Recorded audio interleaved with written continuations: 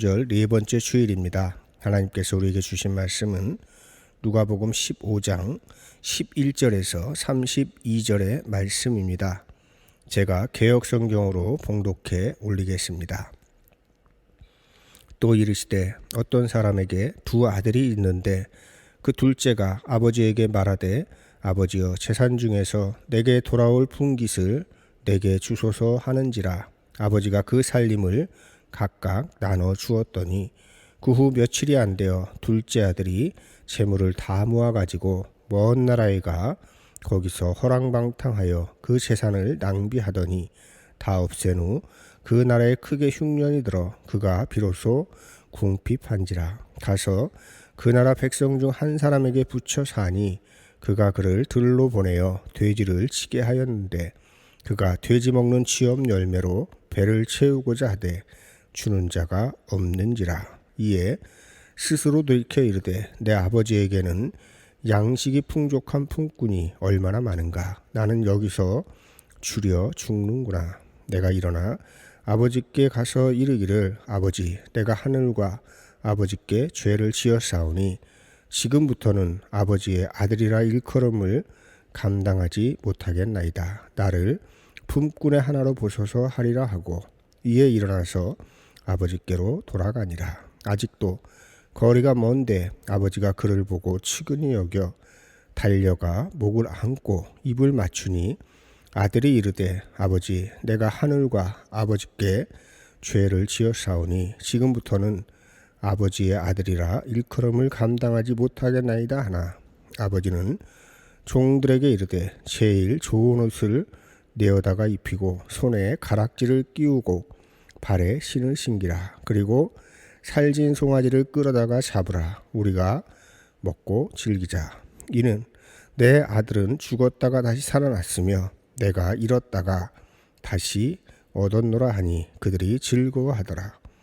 맏아들은 밭에 있다가 돌아와 집에 가까이 왔을 때에 풍악과 춤추는 소리를 듣고 한 종을 불러 이 무슨 일인가 물은데 대답하되 당신의 동생이 돌아왔음에 당신의 아버지가 건강한 그를 다시 맞아들이게 되므로 인하여 살진 송아지를 잡았나이다 하니 그가 노하여 들어가고자 하지 아니하거늘 아버지가 나와서 구원한데 아버지께 대답하여 이르되 내가 여러 해 아버지를 섬겨 명을 어김이 없거늘 내게는 염소 새끼라도 주어 나와 내 벗으로 즐기게 하신 일이 없더니 아버지의 살림을 창녀들과 함께 삼켜버린 이 아들이 돌아오매 이를 위하여 살진 송아지를 잡으셨나이다. 아버지가 이르되 예 너는 항상 나와 함께 있으니 내 것이 다 내 것이로되 이 내 동생은 죽었다가 살아났으며 내가 잃었다가 얻었기로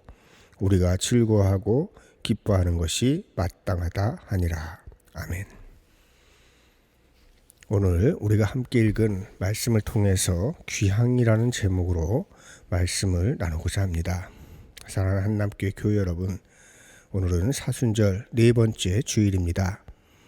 지난주 월요일 춘분이 지나므로 어둠의 시간보다 낮의 시간이 점점 길어지는 시절을 살아가고 있습니다. 춘분은 기독교의 부활절과 깊은 관련이 있는 절기입니다. 춘분 후에 첫 번째 보름을 지나고 맞이하는 첫 번째 주일이 부활 주일이 되겠습니다. 올해는 4월 15일 성금요일이 보름이고 부활 주일은 이틀 뒤인 4월 17일입니다. 올해 부활 주일엔 3년 이상 이어오는 코로나로 인한 팬데믹 상황이 끝나는 잔치라도 했으면 좋겠습니다. 여러분의 고향은 어디입니까? 저마다 고향이 있습니다. 우리나라는 명절이면 도로마다 긴 차량의 행렬이 이어집니다. 그럼에도 저마다 기쁜 마음으로 고향을 향합니다. 서울이 고향인 저는 제가 어릴 적 뛰어놀던 곳들이 모두 개발되어 기억 속에만 어렴풋이 고향이 남아 있습니다. 명절 때면 가끔 고향을 향하는 긴 차량의 행렬을 보면서 밀리는 차를 타고라도 갈 수 있는 고향이 있으면 좋겠다 생각을 할 때가 있습니다. 그런 생각이 너무 간절할 때에는 명절날 부모님 묘지가 있는 강원도를 향하기도 합니다. 저의 고향은 서울이지만 마음의 고향은 부모님의 묘지가 있는 강원도 횡성의 갑천 작은 시골 동네입니다. 고향, 마음의 고향이 있다면 참된 고향도 있습니다. 참된 고향은 누구나 돌아가고 싶어하는 곳입니다. 여러분, 참된 고향은 어디에 있을까요? 80년대에 불리던 찬양 중에 순례자의 노래가 있습니다. 저 멀리 배는 나의 시온성, 오 거룩한 곳 아버지 집. 내 사모하는 집에 가고자 한밤을 새웠네. 저 망망한 바다 위에 이 몸이 상할지라도 오늘은 이곳 내일은 저곳 주복음 전하리. 순례자에게 고향은 아버지의 집이요, 그리스도인의 참된 고향은 하나님의 품입니다. 하나님을 찾아가는 길, 그것이 고향을 향하는 길이요 귀향인 것입니다. 귀향이라고 하는 단어에는 고향을 떠났다는 것이 전제가 되어 있습니다. 그렇다면 왜 현대인들은 참된 고향을 떠난 삶을 살아가고 있을까요? 여러 가지 이유가 있겠지만 가장 큰 이유는 참된 고향이 어디에 있는지, 참된 고향이 무엇인지 알지 못하기 때문입니다. 하나님을 믿는 사람들조차도 막연하게 우리의 고향은 하나님의 품이라는 것을 안다고 하면서도 그 하나님이 어디에 계신지 알지 못하고 있는 것입니다. 그렇다면 왜 고향을 상실하고 삽니까? 이런 현상은 사탄이 교묘하게 참된 고향을 호도하기 때문에 나타나고 있다. 저는 그렇게 생각을 합니다. 앞에서 말씀드렸듯이 순례자의 노래를 보십시오. 참으로 아름다운 찬양이지만 저 멀리 배는 나의 시온성이라고 함으로써 아버지의 집이 저 멀리에 있는 것으로 여기게 합니다. 오늘은 이곳, 내일은 저곳이라고 하면서 고향에 도달하는 것은 먼 미래 혹은 인생의 끝에나 있는 것처럼 여기게 하는 것입니다.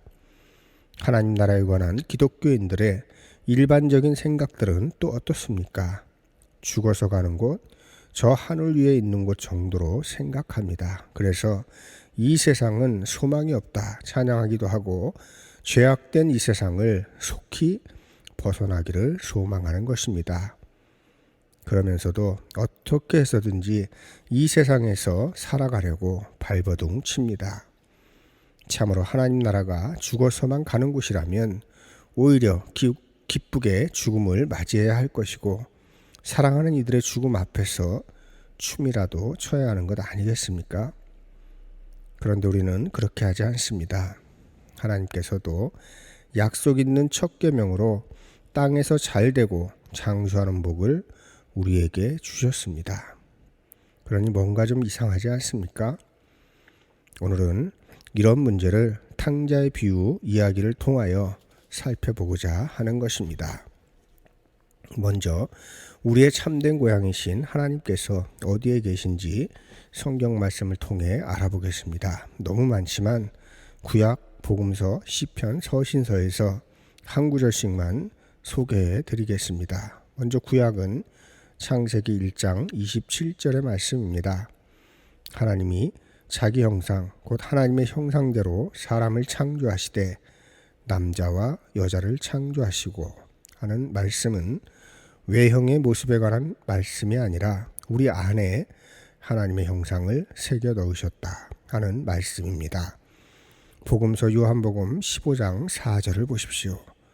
내 안에 거하라 나도 너희 안에 거하리라 하는 말씀입니다. 그리스도가 우리 안에 거하신다는 말씀입니다. 시가서 시편 51편 10절의 말씀을 보십시오.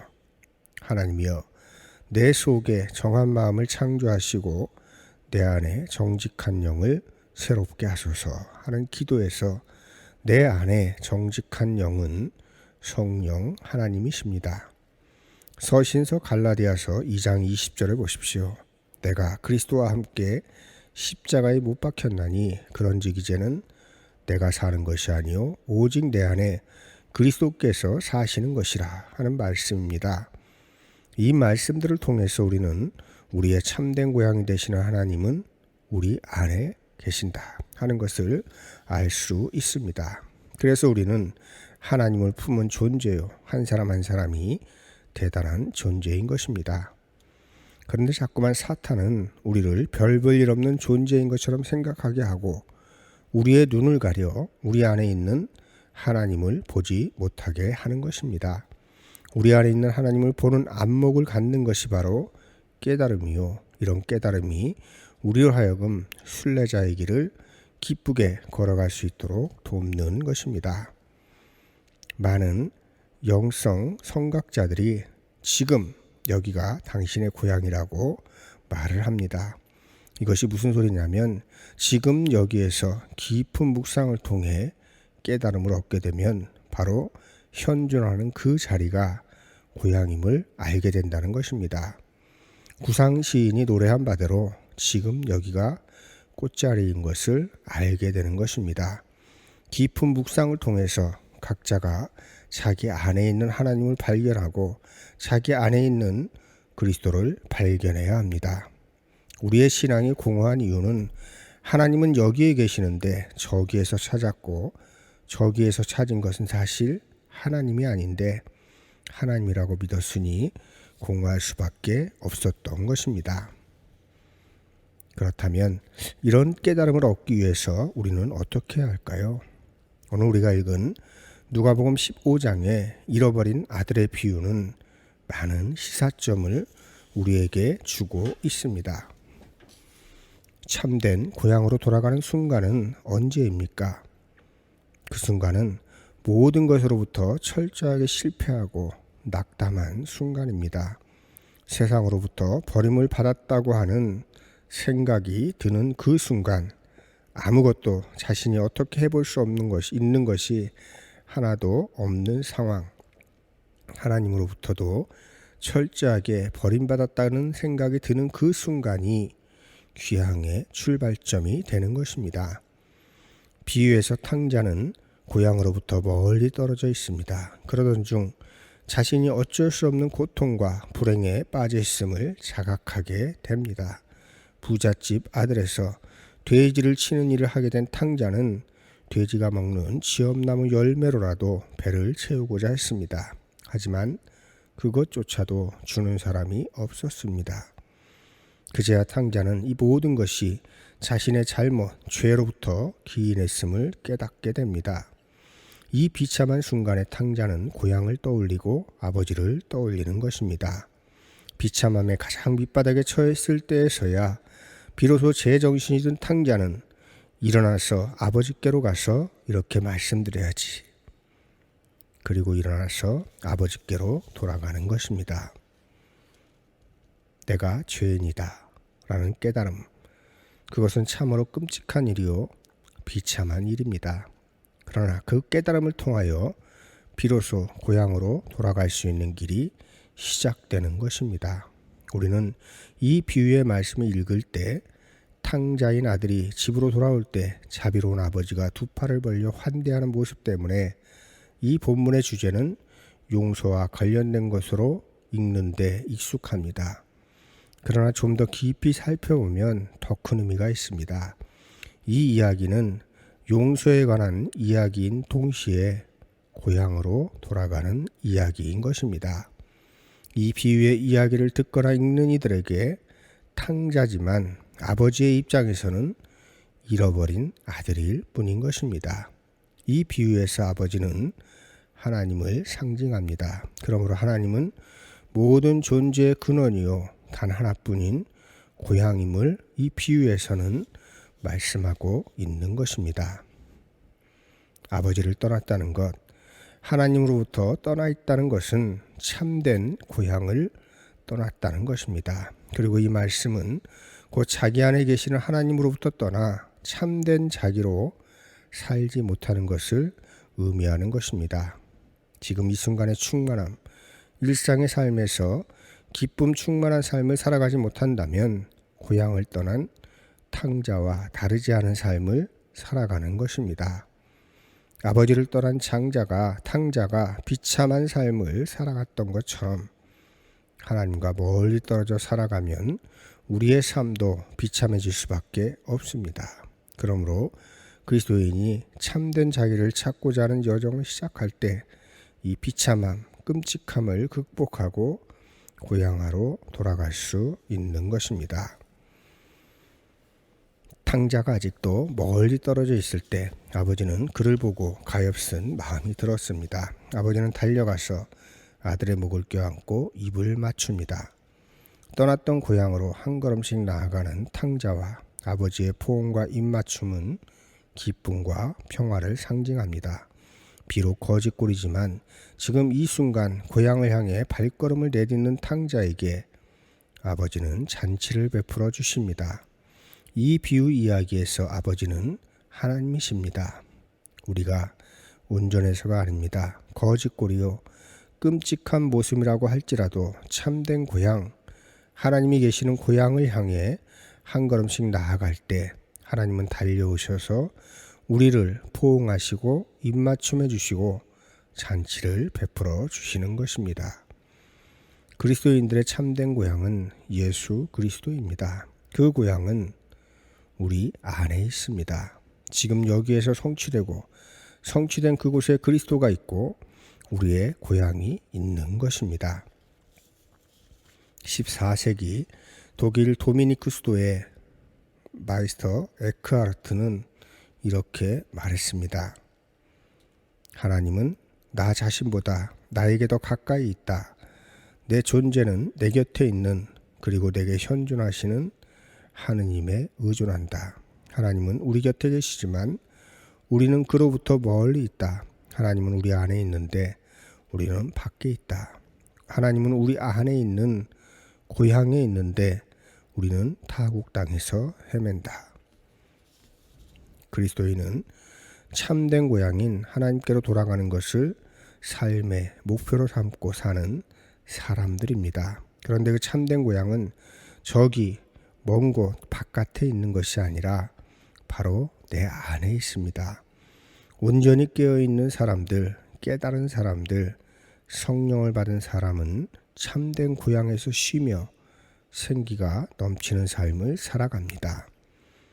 내가 살아가고 있는 매 순간 여기에서가 중요한 이유입니다. 지금 여기에서 하나님의 현존에 눈을 뜨고 살아가는 것이 깨어있는 것이요 참된 고향에서 사는 것입니다. 이런 삶을 살아가면 아주 작은 것, 아기의 웃음소리, 떠오르는 아침 햇살, 솟아오르는 새싹, 아침에 들려오는 새소리, 따스한 차 한 잔과 좋은 음악에서도 기쁨과 평화를 누리며 살아가게 되는 것입니다. 이런 삶을 살아가시길 바랍니다. 말씀을 정리하겠습니다. 고향에서 아버지와 살면서도 기쁨에 참여하지 못하는 아들이 있습니다. 그에게 결여된 것은 공감 능력이었습니다. 잃어버린 아들을 찾은 아버지의 기쁨, 귀향하던 동생의 그 힘겨운 발걸음을 공감하지 못했습니다. 공감 능력을 회복해야 합니다. 이 능력을 상실하면 참된 고향에서 형제와 함께 참된 기쁨을 누릴 수 없습니다. 질그릇과도 같은 보잘것없는 내 안에 계시는 그리스도, 하나님의 형상을 발견하십시오. 그러면 우리는 하나님처럼 살아갈 수 있는 것입니다. 질그릇과도 같은 우리가 어떻게 하나님처럼 살아갈 수 있다 하는 말이 이상하게 들린다면 제가 들려드리는 바다 이야기를 묵상해 보시기 바랍니다.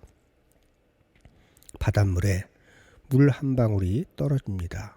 그 순간 물 한 방울은 바다가 됩니다. 우리는 물 한 방울이요 하나님은 바다입니다. 물 한 방울이지만 바다가 될 수 있다는 것입니다. 그러나 잊지 말아야 할 것이 하나 있습니다. 바다는 물 한 방울을 품어서 바다를 만들지만 물 한 방울이 바다를 단물로 만들 수는 없다는 것입니다. 이것을 알지 못하면 스스로 교주가 될 수 있는 것입니다. 우리는 작은 한 방울의 물이지만 바다가 될 수 있습니다. 물 한 방울이 바다에 떨어질 때 바다가 되듯이 하나님 품에 안길 때 우리는 하나님처럼 살아갈 수 있는 것입니다. 방황하지 마시고 내 안에 계시는 참된 고향이신 하나님을 발견하시기 바랍니다. 그러면 하나님의 빛과 맛과 향기가 드러나는 삶을 살아갈 것입니다. 그것이 바로 빛과 소금, 그리스도의 향기를 품고 살아가는 삶입니다. 그런 삶을 살아가시기를 주님의 이름으로 축원합니다. 아멘. 말씀을 기억하면서 거듭기도 드리겠습니다. 내 안에 거하시는 하나님, 입술로는 그렇게 고백하면서도 우리는 늘 밖에서 하나님을 찾았습니다. 참된 고향을 잃어버리고 방황하며 제 길을 걷지 못했습니다. 주님, 우리 안에 계시는 하나님을 발견하게 하시고 우리의 삶이 우리 안에 있는 하나님으로 인해 빛나게 하옵소서. 한 주간 동안 우리의 삶이 주님께로 향하는 삶이 되게 하옵소서. 예수님의 이름으로 기도드립니다. 아멘.